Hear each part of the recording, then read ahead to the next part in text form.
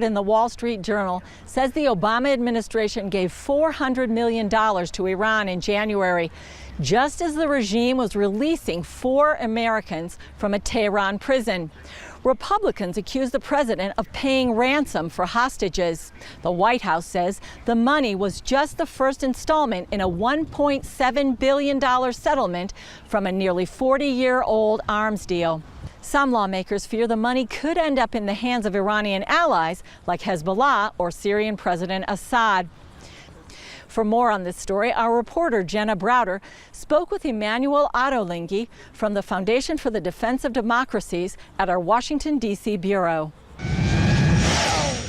The U.S. government, the White House, receiving some flack right now for apparently sending $400 million to Iran in some pretty secretive circumstances. Your thoughts, sir? We knew about a money transfer which the administration had briefly alluded to back in January, but we did not know the details.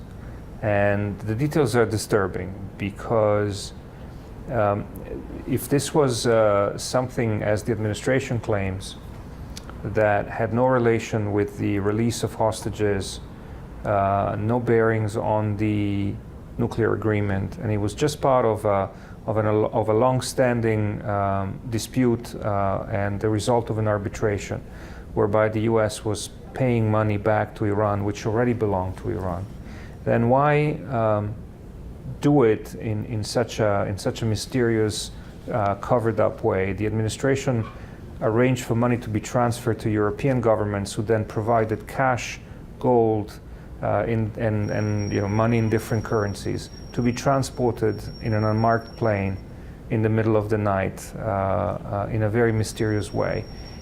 If it had been done in reverse, we would have called it a criminal operation designed to money launder and obfuscate the sources of the cash. And Iranian media is reporting that this was in fact ransom money. The White House saying the opposite. Correct. The Iranian position is that they released a number of unjustly detained U.S. citizens and nationals, and that the money was delivered to them in a way in exchange for that release, so that the two actions were timed together. And as we know now from media coverage following the release of the story, there indeed was a discussion inside the administration about the possibility that the event would be interpreted that way by the Iranians, and there was therefore opposition inside parts of the administration were not so keen on seeing this action move forward in such a way. And does this set a precedent down the road? Does this put a bounty on Americans' heads overseas?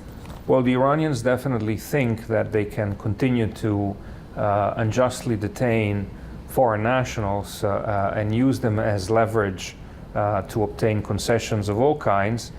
Money was transferred at the same and timed in a way that it looks like it was ransom, suggests that the Iranians are now being encouraged to do more of the same. On the international stage, how does this look? How does this make the United States look? The United States has considerably lost its standing in the world in the last 8 years. Its leverage has been lost consequently. The U.S. influence, particularly in the Middle East, has been damaged by the foreign policy of the current administration, and it is important that whether comes January, it is President Trump or President Clinton to address these challenges. There is a full debate during the campaign season about how to rectify the direction this country has taken, which in the eyes of many people, both here and abroad, is the wrong direction. All right. Well, sir, thank you so much for joining us. Thank you.